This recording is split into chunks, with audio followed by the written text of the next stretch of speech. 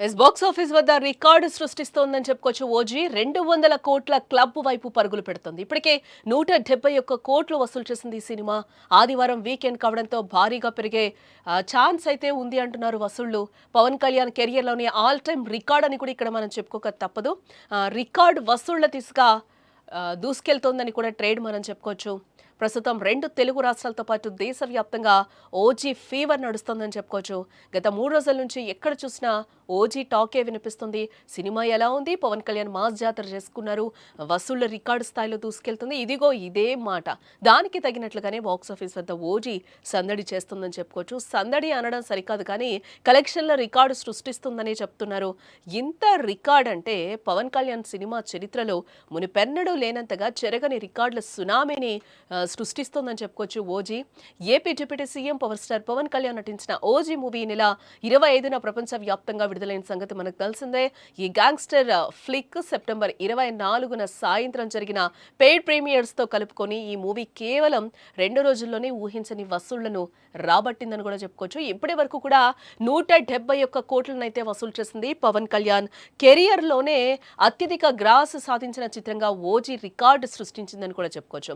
గతంలో ఆయన అత్యధిక వసూళ్లు సాధించిన భీమ్లా నాయక్ లైఫ్ టైమ్ రికార్డులను కేవలం 48 గంటల్లో బద్దలు కొట్టడం ఇక్కడ మనం విశేషంగా చెప్పుకోవచ్చు. ఇకపోతే ఓజీ 3వ రోజు వసూళ్లు, పాజిటివ్ రివ్యూలు, మౌత్ టాక్ తోడు వీకెండ్ కావడంతో ఓజీకి 3వ రోజు బుకింగ్స్ కూడా బాగా జరుగుతున్నాయని చెప్తున్నారు పండితులు.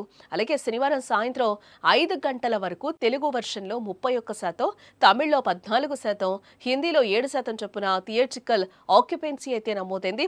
ఫస్ట్ షో, సెకండ్ షోలకు ఓజీకి మరింత బుకింగ్స్ జరుగుతాయని కూడా అంచనా వేస్తున్నారు. 3వ రోజు ఓజీకి తెలుగు రాష్ట్రాల్లో 10 కోట్లు, ఓవర్సీస్లో 4 కోట్ల రూపాయలు, తమిళనాడులో 50 లక్షల రూపాయలు, కర్ణాటకలో 1 కోటి రూపాయలు, కేరళ ప్లస్ హిందీలో 1 కోటి రూపాయల చొప్పున ఓల్ వైడ్ గా 17 కోట్ల రూపాయల గ్రాస్ కలెక్షన్స్ వస్తాయని కూడా భావిస్తున్నారు. దాంతో ఈ చిత్రం 200 కోట్ల రూపాయలకు చేరువై పవన్ కళ్యాణ్ కెరియర్లోనే ఆల్ టైమ్ రికార్డు వసూళ్ల దిశగా తీసుకెళ్తోందని కూడా ట్రేడ్ పండితులు ప్రస్తుతం అయితే అంచనా వేస్తున్నట్టుగా కూడా మనకి తెలుస్తోంది.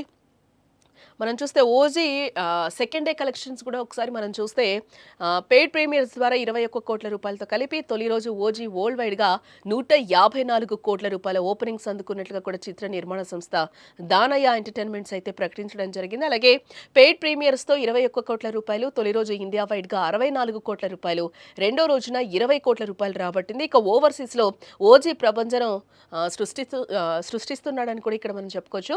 5 మిలియన్లకు చేరువైన ఓజీ ఇప్పటి వరకు కూడా $4.85, అంటే భారత కరెన్సీలో సుమారుగా మనం చూస్తే 43 కోట్ల రూపాయలు వసూలు చేసిందని చెప్పుకోవచ్చు. దాంతో 2 రోజుల్లో ఓజీ చిత్రం 173.85 కోట్ల రూపాయల గ్రాస్, అలాగే 108 కోట్ల రూపాయల షేర్నైతే రాబట్టిందని కూడా ఇక్కడ మనం చెప్పొచ్చు. టోటల్గా తెలుగు రాష్ట్రాల్లో ఓజీ వసూళ్లను కూడా ఒకసారి మనం గమనిస్తే పవన్ కళ్యాణ్ మూవీకి తొలి రోజున 63 కోట్ల రూపాయలు, రెండో రోజున 20 కోట్ల రూపాయలు రాబట్టింది.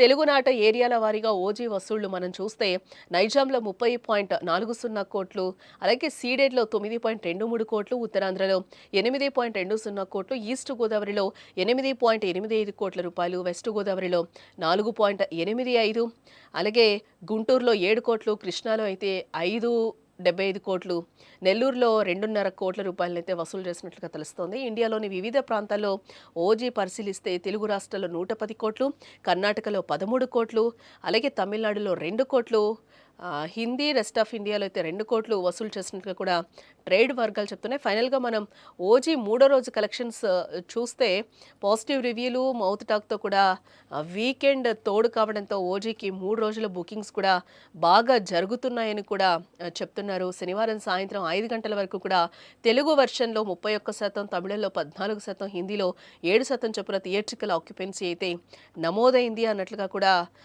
ట్రేడ్ పండితులు అయితే అంచనా వేస్తున్నారు. దాంతో ఈ చిత్రం 200 కోట్ల రూపాయలకు చేరువై పవన్ కళ్యాణ్ కెరియర్లోని ఆల్ టైమ్ రికార్డ్ వసూళ్ల దిశగా దూసుకెళ్తుందని కూడా ట్రేడ్ పండితులు ప్రస్తుతం అంచనా వేస్తున్నారు.